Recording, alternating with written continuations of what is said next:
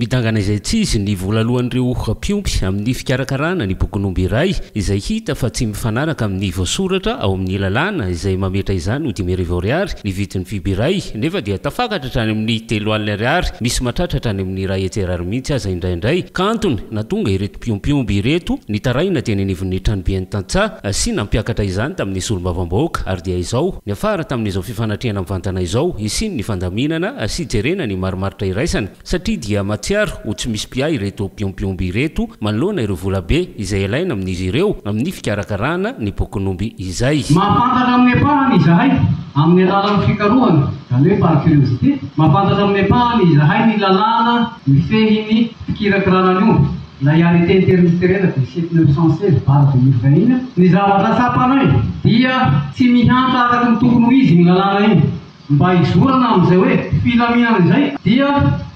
andao ary mijerena ireo lalàna ireo fa na io tasaha manana tarahiny io aza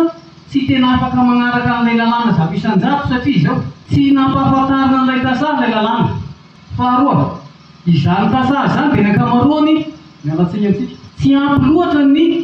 anarany ka teny frantsay ilay lalàna, izay dia fangatana eto misy le député mba havaky teny malagasy ho azy ilay tasaha io lalàna io satria amina tonony mpiaona takan'izao ihany vao maharesaka an'izany isika sanateny vao tsy famonetsiny isika fa andao ary ho jerereto ny marimaritra raisana. Nisy avy hatrany moa ny vahaolana izay narosiny ny solombavam-bahoaka teo anivon'ny délégué sy ireo ben'ny tanàna mba entina amahana izao olana izao. Izany moa araka ny filazany préfet anazy teo dia fandaminana atsika mpiompiompy sy eo amin'ny lafiny mikirakira taratasy omby izay.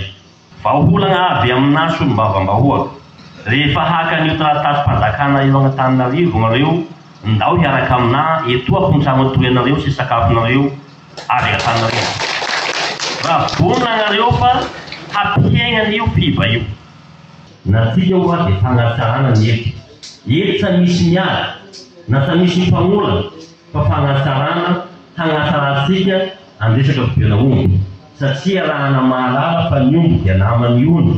ilaina io anatsaha ilaina io anatambo eny ary nataotsika hoe ny zezika ny tay avoakan'io dia ilaina. Mazava ny voalazan'ny lalàna makasika ny fikirakirana ireo taratasin'omby ary tsy mandany mety ho fiakarana kely noho ny fahalaviran'ny toerana izay akana ireo taratasy ireo ny mpiompy saingy tokony atao terom-birinina kosa izay tokony alohan'izy ireo ekena fa betsaka ireo mpanelanelana saingy rehefa misy ny fiekevitra izay tapaka dia fanatanterahana no sisa faratoa ka tsy misy izany dia ampiaro aloha ny lalàna izay voasoratra ho ireo mpiompiompy ireto ary no amafisiny ny solombavam-bahoaka ihany koa moa izany.